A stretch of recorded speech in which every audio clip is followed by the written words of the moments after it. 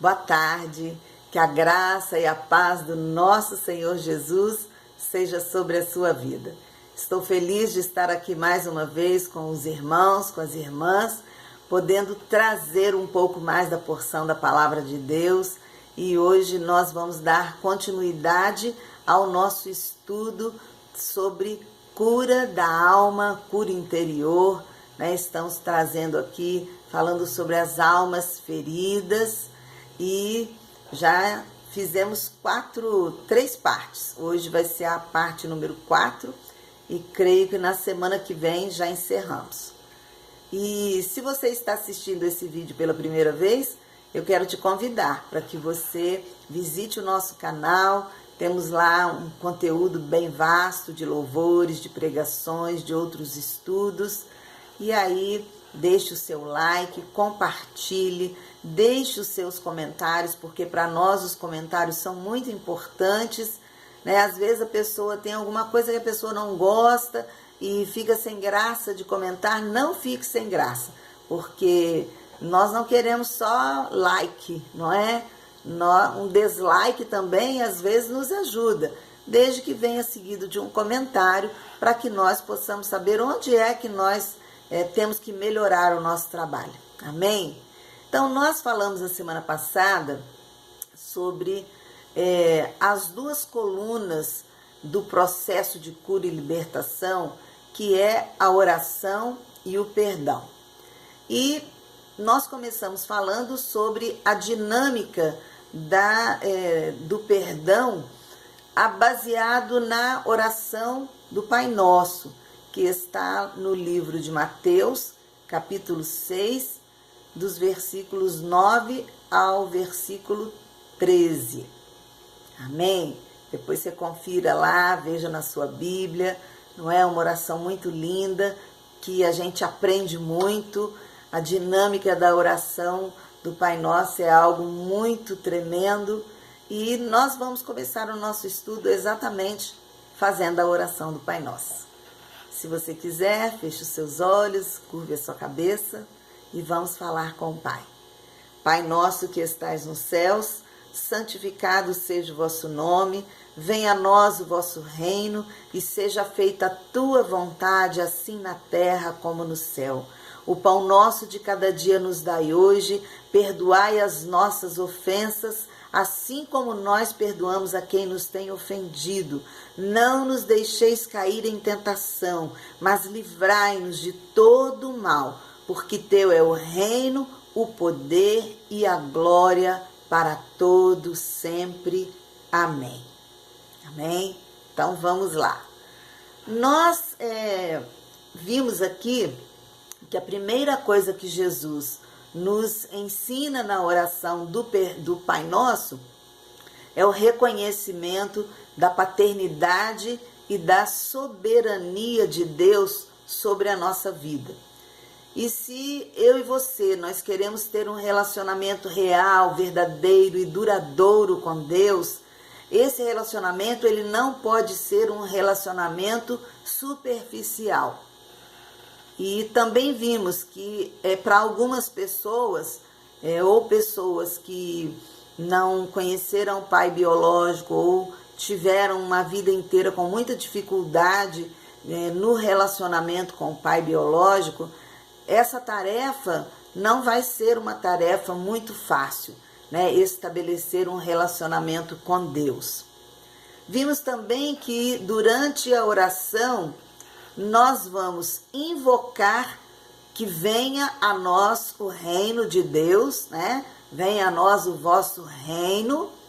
E depois também nós fazemos uma declaração, que seja feita a vontade do Senhor. Não é assim?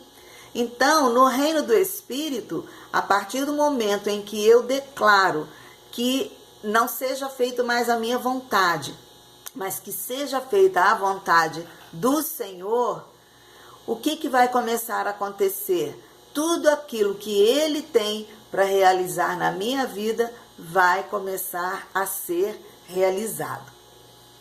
Nós também começamos a falar e pontuamos bastante coisas acerca do perdão.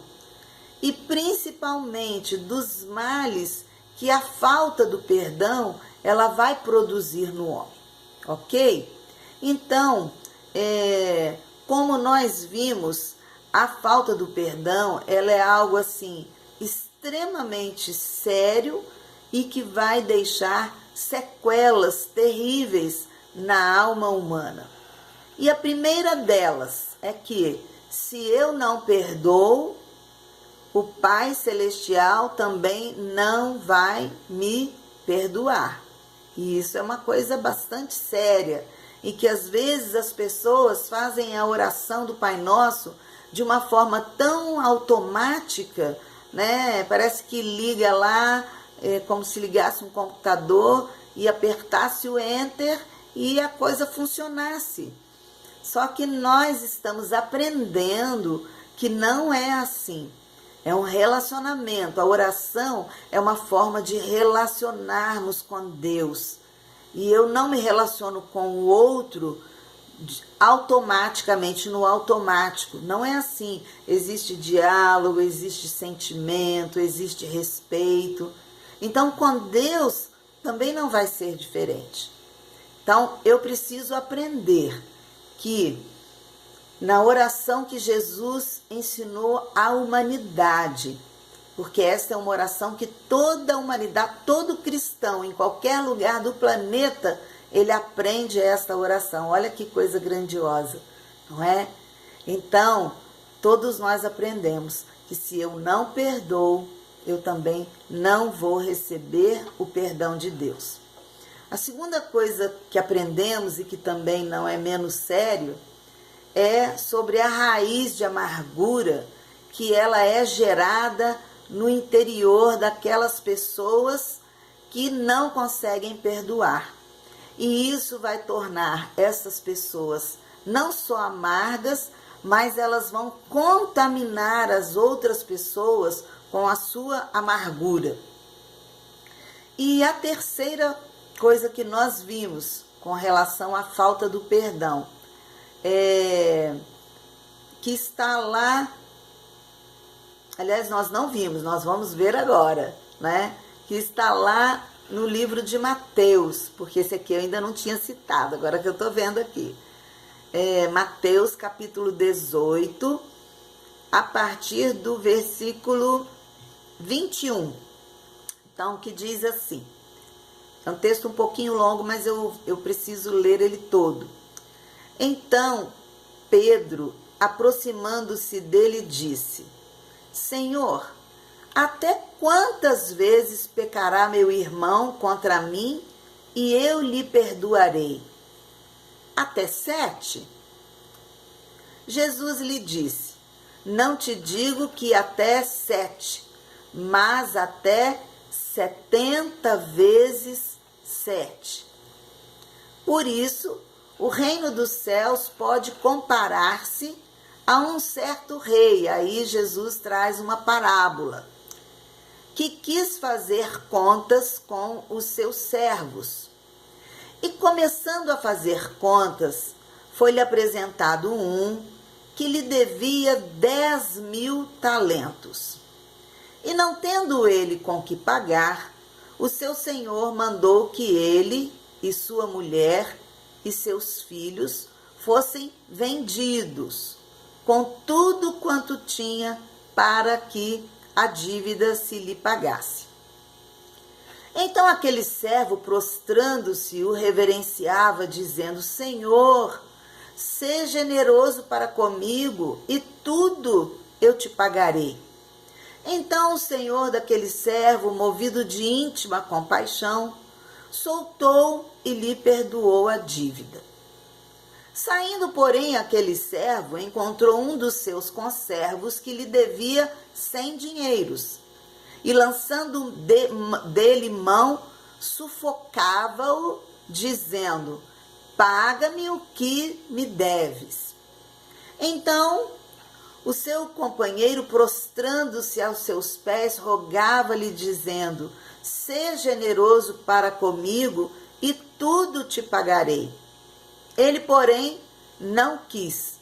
Antes foi encerrá-lo na prisão até que pagasse a dívida. Vendo, pois, os seus conservos o que acontecia, contristaram-se muito e foram declarar ao seu senhor tudo o que se passara. Então o seu senhor, chamando-o à sua presença, disse-lhe: servo malvado, perdoei-te toda aquela dívida porque me suplicastes. Não devias tu igualmente ter compaixão do teu companheiro, como eu também tive misericórdia de ti? E indignado, o seu senhor o entregou aos atormentadores até que pagasse tudo o que lhe devia. Difícil, não é? A situação daquela pessoa que insiste em manter o seu coração duro e não perdoa. Porque enquanto ela não perdoar, o próprio Deus vai colocá-la nas mãos dos atormentadores. Epa, deu uma engasgada aqui, né? Dos atormentadores. É o próprio Senhor. E às vezes a gente acha que tem coisas acontecendo na sua vida, né? Que tudo é o diabo, é o diabo, é o diabo. Sabe, queridos, nem sempre é o diabo.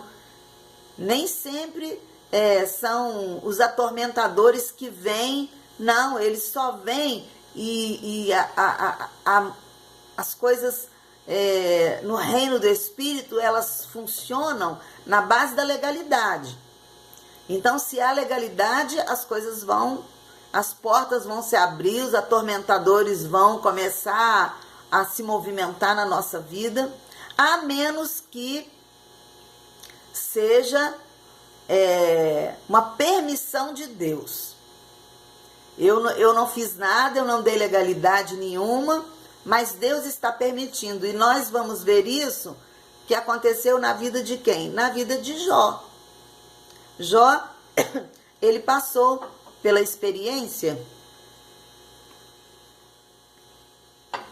de estar nas mãos dos atormentadores. E não porque ele estivesse em dívida espiritual com alguém, não. Mas para quê? Para que ele fosse provado e tivesse a oportunidade de conhecer Deus. Por quê? Porque ele conhecia Deus, ele mesmo fala lá no final, que ele só conhecia Deus de ouvir falar. Mas ele não tinha um relacionamento real com Deus, sabe? Como um relacionamento entre pai e filho. Então, quando nós lemos o livro de Jó, não há como nós não nos compadecermos, né? Da provação que Jó passou. Por quê? Porque a história de Jó nos relata que praticamente da noite para o dia, Jó começa a perder tudo. Ele perde os seus filhos, ele perde os seus bens, ele perde a sua saúde, ele perde a sua credibilidade, ele perde a paz de espírito. E em momento algum nós vamos ver que aquilo tenha sido causado por algum pecado, que aquilo tenha sido causado porque ele estava em dívida espiritual, porque ele estava devendo alguém espiritualmente por causa de falta de perdão. Não, ele não estava devendo nada a ninguém. E nós vamos aprender uma lição muito tremenda com Jó, porque mesmo em meio àquela luta, em momento algum, Jó blasfema da pessoa de Deus. Que coisa maravilhosa, não é? Quando em meio a uma grande provação, se eu e você, nós conseguirmos entender que aquilo é um propósito de Deus e que, na verdade, aquilo é uma oportunidade que nós estamos tendo de crescer em Deus e de buscar a Deus e de conhecer mais a pessoa de Deus e até começarmos a estabelecer um relacionamento maior com Deus. Porque na luta, né, irmãos, na dor, é que a gente busca mais a Deus. Infelizmente, não deveria ser dessa forma. Nós deveríamos buscar a Deus com a mesma intensidade, independente das circunstâncias que nós estivermos vivendo, boas ou não. Mas, via de regra, nós buscamos mais a Deus quando nós estamos necessitando mais do socorro dele. E aí nós vamos ver aqui que Jó, ele precisou passar por toda aquela experiência para conhecer a Deus. E aí só depois que passou é que ele entendeu os propósitos do Senhor para a vida dele. E aí ele conseguiu limpar o seu coração. Por quê? Porque ele ficou magoado. Ele ficou ressentido com Deus. Porque ele não via razão. Ele falava, mas Senhor, por que que eu estou passando? O que que eu fiz? Então havia no coração dele mágoa, ressentimento, amargura, como também acontece conosco. Nós precisamos muitas vezes pedir perdão a Deus por nós termos julgado a ele. E aí a gente faz assim, que o Senhor nos abandonou, que o Senhor nos deixou sozinhos, o Senhor não me curou, não é? Quantas vezes a gente vê que a pessoa cria aquela expectativa. Eu muitas vezes criei expectativa assim, que Deus vai me curar, curas físicas, que eu tenho necessidade até hoje. Mas nem sempre o fato de eu e você não recebermos uma cura física da parte de Deus vai significar que Ele nos ame menos. Eu hoje já entendi isso. E já entendi o propósito de Deus por muitas circunstâncias que Ele permite que eu passe. Eu já tenho tido esse entendimento, que é tudo para a honra e glória do nome dEle. Mas isso não quer dizer que Ele me ame menos, não. Ele simplesmente não me curou fisicamente, só isso, Mas, em compensação, o que Jesus já fez de mais grandioso na minha vida, a cura que eu já recebi, através da salvação, através do sacrifício que Ele fez lá no Calvário, para que eu e você fôssemos salvos, isso não tem preço. Quando eu lembro lá que Ele doou a vida dele por mim naquela cruz, todas as dores que Ele sofreu, todas as agressões físicas, agressões morais, agressões verbais, quanta coisa Jesus sofreu, lá na cruz, para que eu e você fôssemos alcançados pela salvação.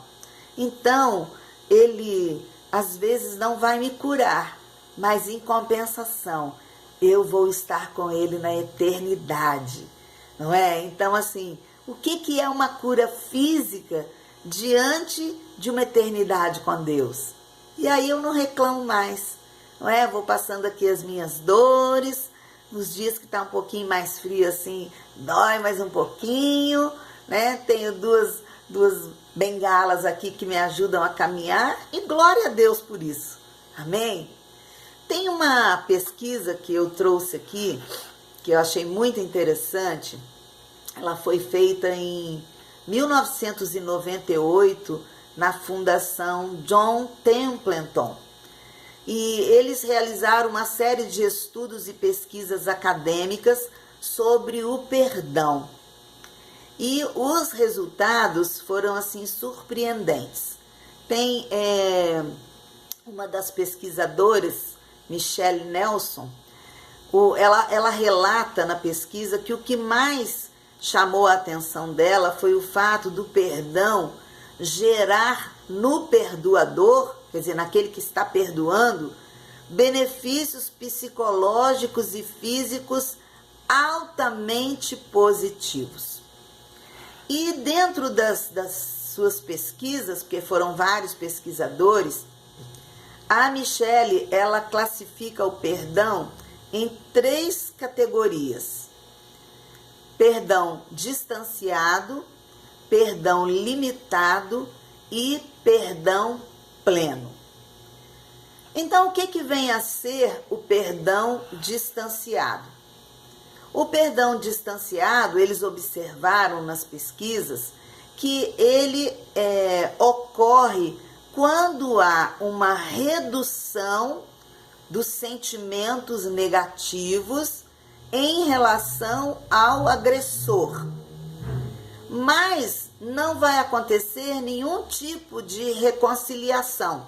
Então é aquela situação em que houve um desentendimento com uma pessoa, né? Vamos supor que tenha sido eu ou você. E aí nós ficamos magoados, perdoamos, mas também nunca mais voltamos a falar com aquela pessoa. Então não houve reconciliação. Ficou aquela coisa assim distanciada. Mas no coração houve aquela redução, não sente mais. Ah, tá pra lá, tá vivendo a vida dele, eu tô vivendo a minha, não é? Então esse é o perdão distanciado.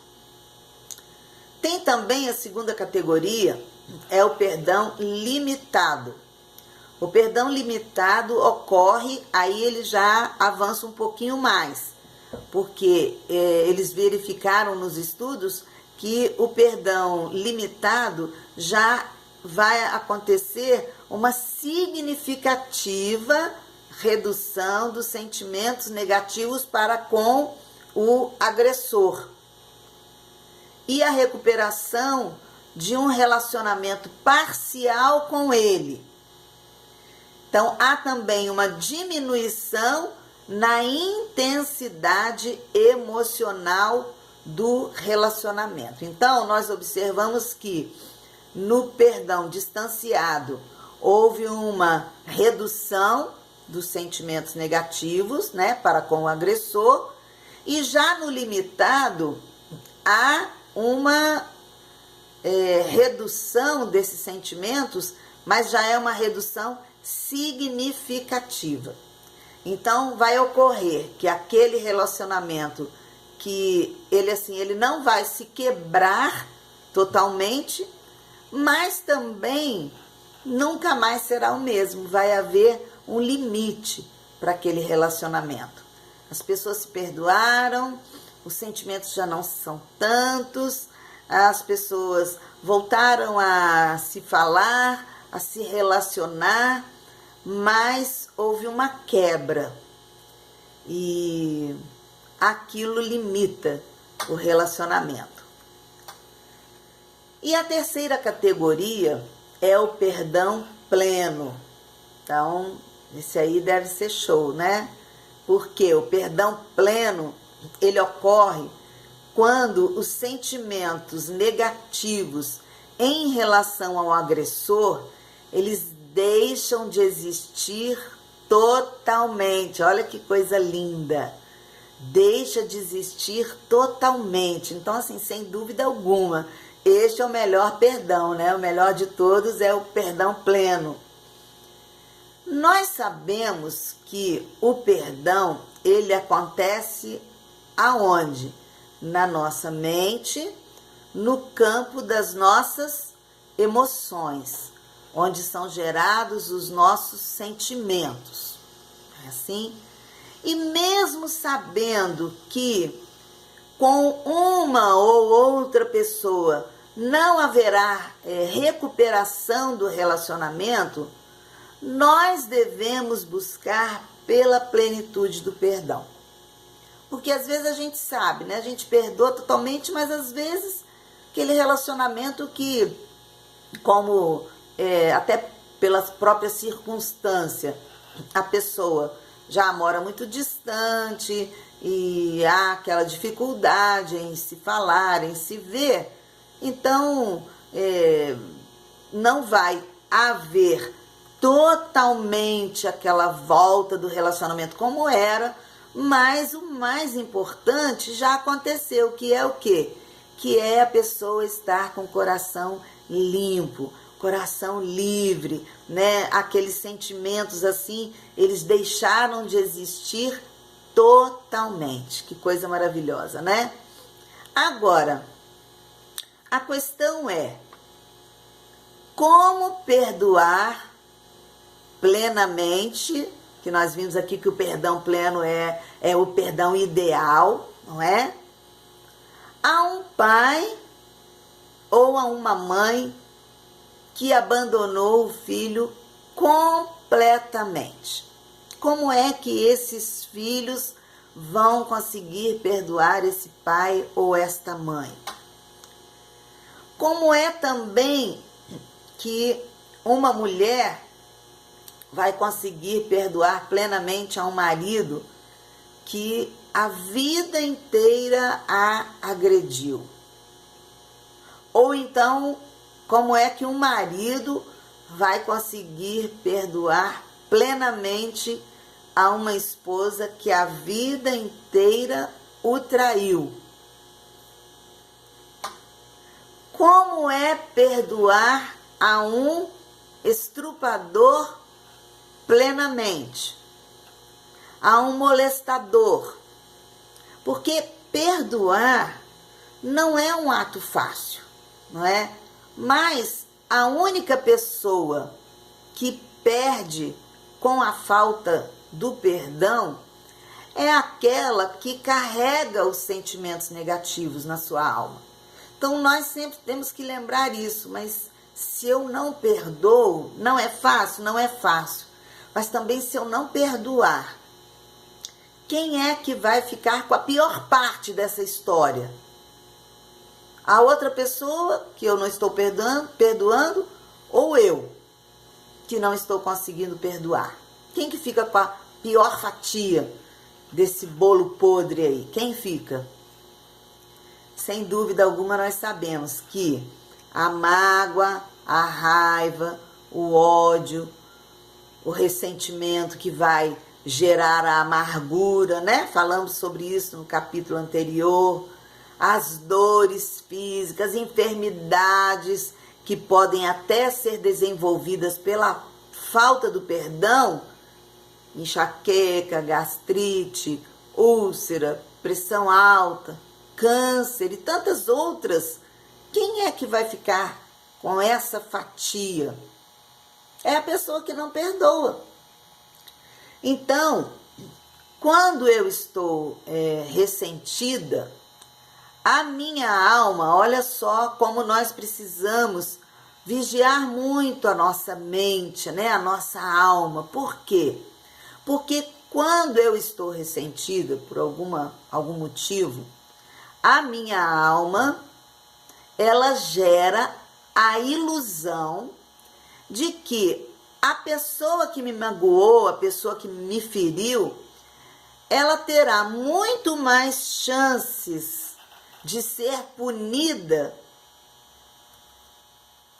quando eu me concentro na vingança. Sabe aquela coisa assim que a gente, né, fica, e graças a Deus eu hoje não fico mais, já fiquei muitas vezes, viu? Não posso negar, né?